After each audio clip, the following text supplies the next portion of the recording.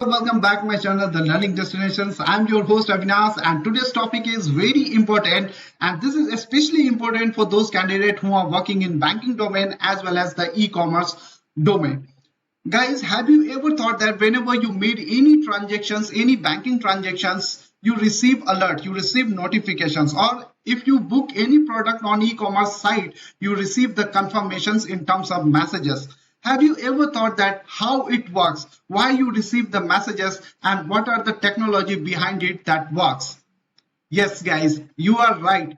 Because this is all possible because of the messaging queue services. And that is what today I'm going to introduce you about the Amazon SQS, where we will firstly understand that what is the SQS, how it works, what are the organizations are currently using this SQS service, and finally we will move towards the practical sessions where we are going to create the queue practically, and then we will send and will receive the messages. So that's all we are going to do in this tutorial. So just sit back, relax, and enjoy this learning. Okay guys, so let's understand it, some theoretical part of the simple queuing service that is called SQS. And as on my screen, the definitions are already given. Like SQS, we can call it as a messages queuing services, where the messages are getting stored in queue sent from producers, and that producers may be the microservices, AWS services, or any applications. And then further, it is delivered to the consumer, the end user, using the subscriptions.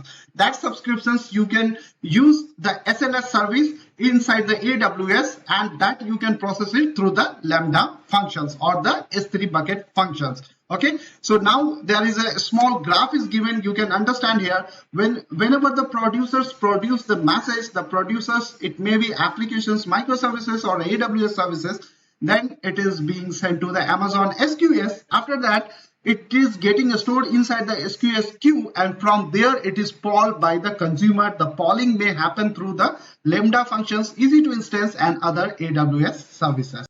Now let's see some use cases of Amazon SQS services. So there are large and small level of organizations across the globe. They are using Amazon SQS services. Among them, few names are very popular. Like you can see the NASA. The NASA makes available more than 140,000 still images, audio recording, and video for users, and they are make it available for end users, and they are using the SQS service in their architecture.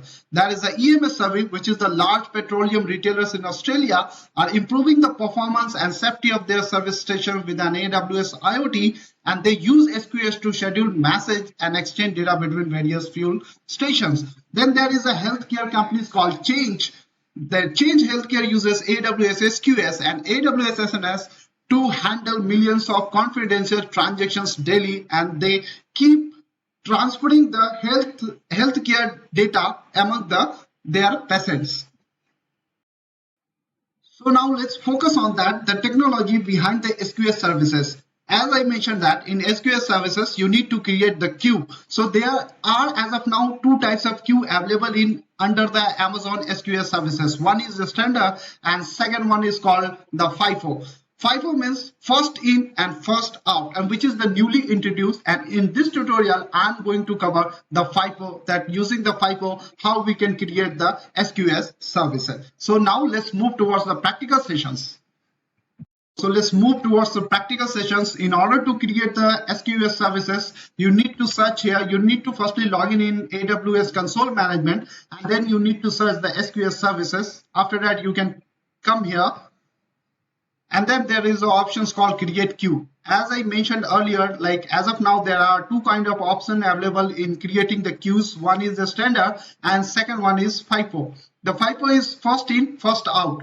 So as of now, I'm going to select this FIFO, and here you can define the name, and I say my test.FIFO. The queue name is.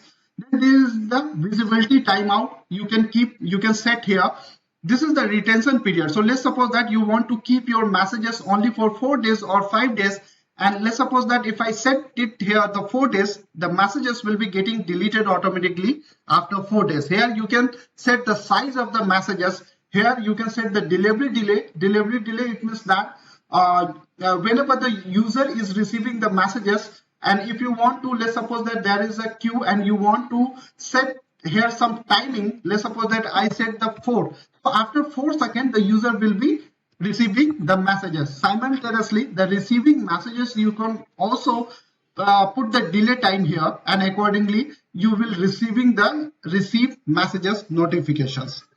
So these are a couple of important options that I am going through as of now, and after that you can, there are various options as well, but I think that these are only options are important as of now, and we can create the, we are good to create the queues. So you can see that the queue is created. Now you can do the send and receive messages here. So I'm going to type one of the messages, and messages body I am saying that, hi, my name is Avinash and I made this SQS service.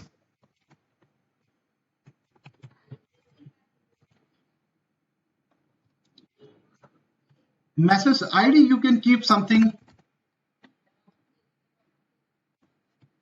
Then I say send messages. So you can see the messages, your message has been successfully sent and ready to be received. Now where we can check these messages. So here is the option, you can say poll for messages, right? So just now the messages which I have sent, I have already received, and you can check the message body here.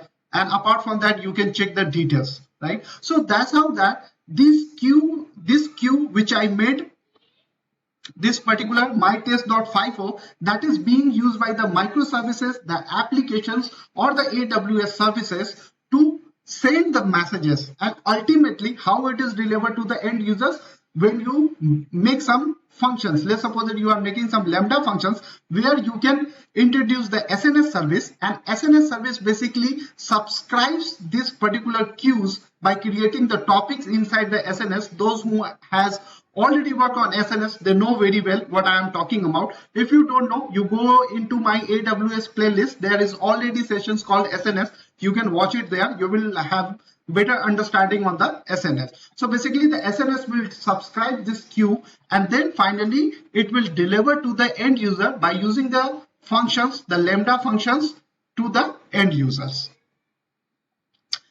Here you can simply implement the SNS service as well. So if you have ready SNS subscriptions already, you can search and you can select here. As of now, I haven't yet created, but if you want me to cover this topic as well, just write me in the comment sections and I will take it in my next episode.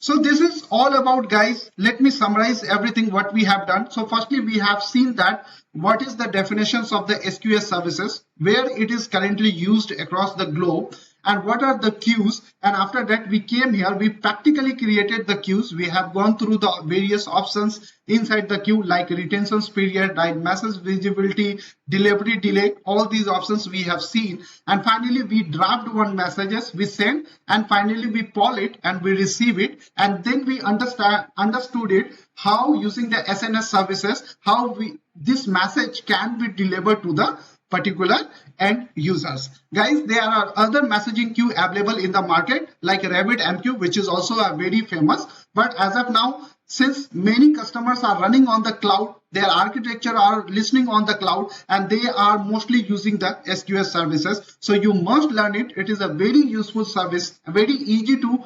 handle it, very easy for configurations. So you must do some practical on the SQS service.